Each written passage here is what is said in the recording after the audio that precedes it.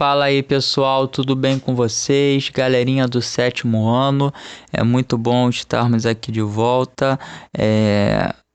Hoje nós iremos começar um conteúdo novo, então eu peço para vocês pegarem o caderno, o lápis, a borracha, a caneta para anotarem as informações, não perderem nada e assim a gente poder caminhar tranquilamente, tudo bem?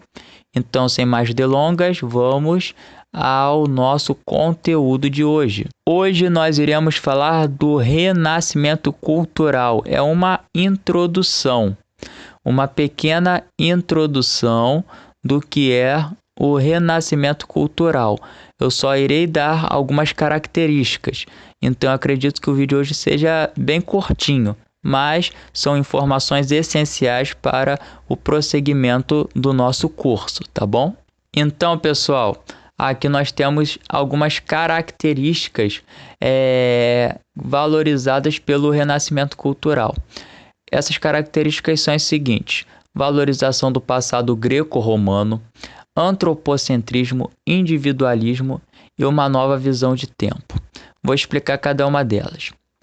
A valorização do passado greco-romano é o seguinte: até então a gente viu que na Europa medieval, durante o feudalismo, quem comandava as ações era a Igreja Católica. O que o Papa falava era verdade absoluta, incontestável. O poder dele era infalível. Isso quer dizer o quê? O Papa não falhava, não errava. Então as pessoas, o conhecimento que elas tinham era o conhecimento que vinha da igreja e estava muito atrelado a esse conhecimento bíblico, né, teológico. E os renascentistas, eles vão procurar trazer uma nova vertente de pensamento. É um pensamento que está ligado aos estudiosos, aos filósofos, poetas gregos e romanos da antiguidade clássica. Então aquele pensamento elaborado na Grécia Antiga, na Roma Antiga, ele vai ser restaurado, revivido pelos pensadores renascentistas durante esse período da Europa, ali no século XIV. Tudo bem? O antropocentrismo, ele já é o que? É a valorização do homem, valorização do corpo humano, das características humanas. Por quê, pessoal? A igreja, ela acreditava que as ideias elas tinham que ser teocêntricas, ou seja, tudo voltado para Deus, que tudo que estava sendo ligado ao homem, à vontade do homem, ao corpo do homem, era considerado pecaminoso, era considerado errado. Os renascentistas, eles vão contra essa ideia. Não, o homem, ele tem o seu valor. O homem, ele é criação de Deus. Então, se ele é criação de Deus, ele tem características que podemos valorizar, como o seu corpo, como a sua mente, como as suas ideias. Mas essa filosofia, esse apanhado de valorização do homem, do antropocentrismo, ele é uma característica que já vem da Grécia Antiga, da Roma Antiga. Vocês se lembram das esculturas gregas e romanas? Que elas valorizavam o corpo do homem e da mulher? Então, é a mesma coisa aqui. É a valorização do corpo do homem e da mulher, das ideias do homem e da mulher. Quando ele fala de individualismo, ele não está falando simplesmente do ser egoísta. Não, eu não vou pensar mais em ninguém, é só as minhas ideias, pronto, e acabou. Não, o individualismo aqui é no sentido de valorização da capacidade humana, valorização do indivíduo, do ser humano, certo? Não é individualismo no sentido de egoísmo, é individualismo no sentido de valorização da capacidade do ser humano, do indivíduo, ok? E uma nova visão do tempo é a valorização do tempo humano. porque a igreja acreditava que o tempo ele só era valorizado quando ele era dedicado a Deus, através das orações, dos jejuns, e os renascentistas vão falar que não, que a visão de tempo, ela tem que ser, o tempo ele tem que ser valorizado, o homem tem que tirar um tempo para si, para ele poder estudar, para ele poder aperfeiçoar os seus conhecimentos, para ele poder conhecer um pouco mais da vida, entendeu? Aproveitar a vida através do lazer. Então, essa vai ser a visão, uma nova visão de tempo trazida pelos renascentistas. Quando se fala em oposição das características da cultura medieval e renascentista, se fala do quê? Da oposição entre as características defendidas pelo Renascimento e as características defendidas pela igreja em si. Quando fala Idade Média, pela igreja em si. Então vamos ver essa tabelinha aqui, ó. Enquanto na Idade Média se defendia o misticismo, no Renascimento vai se defender o racionalismo, ou seja, a defesa do pensamento humano. O homem tem razão, ele tem que pensar antes de fazer alguma coisa, ele não pode viver só da crença, só da superstição. Não, que é o meu santo que me ajuda, não, que Deus vai me ajudar, não. Não é só do misticismo, mas também do racionalismo. Na Idade Média, se valorizava muito o coletivismo, né? Todo mundo junto, unido. Aí no Renascimento vai se valorizar o que? O individualismo do homem, certo? Já expliquei o que é esse individualismo.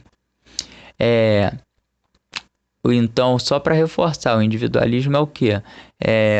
A valorização do indivíduo. O indivíduo tirar um tempo para si, não ficar o tempo todo no coletivo. Teocentrismo. Teocentrismo é a ideia de que Deus está no centro de tudo. Tudo tem que ser voltado para Deus. Essa é a ideia defendida durante a Idade Média pela Igreja. E o antropocentrismo, que é o que? O homem no centro, a valorização do pensamento humano, do corpo humano, é uma ideia defendida pelo Renascimento. Então, o antropocentrismo se opõe ao teocentrismo. Na Idade Média, se defendia o geocentrismo. O que é o geocentrismo? O geocentrismo é a ideia de que a Terra está no centro do universo e de que o Sol e os demais planetas giram ao redor da Terra. Essa era a ideia defendida pela Igreja durante a Idade Média. Porém, alguns cientistas renascentistas, durante o Renascimento, vão defender a ideia do heliocentrismo. Qual é a ideia do heliocentrismo? De que o Sol, no caso eles falavam que estava no centro do universo, mas hoje a gente sabe que o Sol está no centro do sistema solar e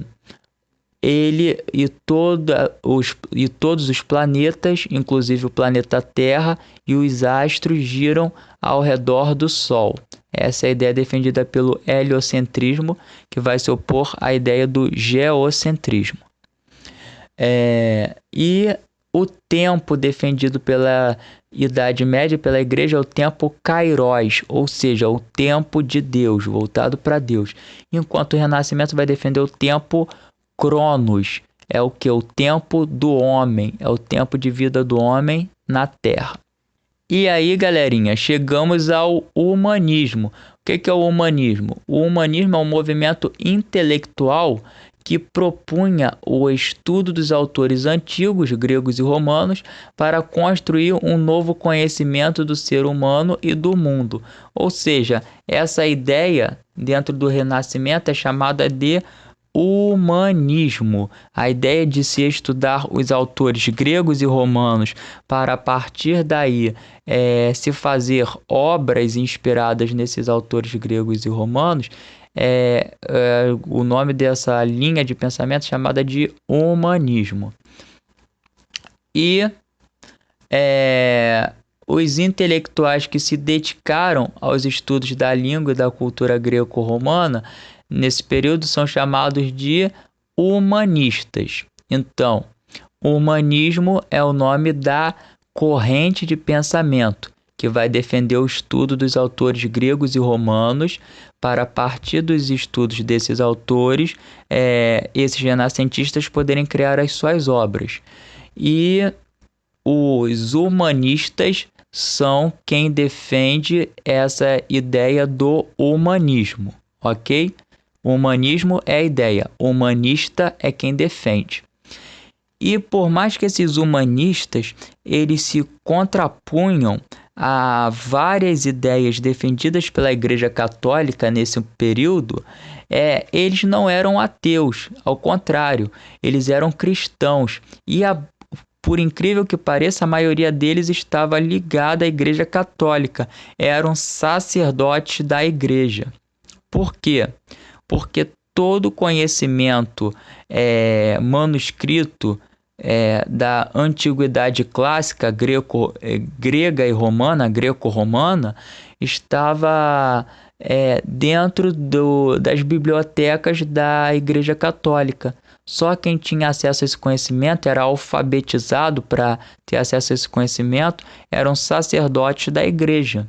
Então esses sacerdotes da igreja serão os primeiros humanistas que vão tentar reinterpretar as mensagens bíblicas a partir das ideias da antiguidade. Exemplo de um desses autores da igreja que vai tentar reinterpretar as passagens bíblicas através de autores da antiguidade é o Santo Agostinho, esse que aparece na foto. Em seus escritos sobre a Cidade de Deus, ele vai se inspirar em um grande filósofo grego, o filósofo grego Platão. Então, as ideias trazidas por Santo Agostinho em sua obra a Cidade de Deus estão ligadas às ideias filosóficas de Platão, que escreveu durante a Grécia Antiga, durante o período da Grécia Antiga. Outro autor ali ligado ao humanismo, que podemos falar, é São Tomás de Aquino. São Tomás de Aquino, ele vai escrever a sua obra também baseada em um grande filósofo grego. Porém, ao contrário de Santo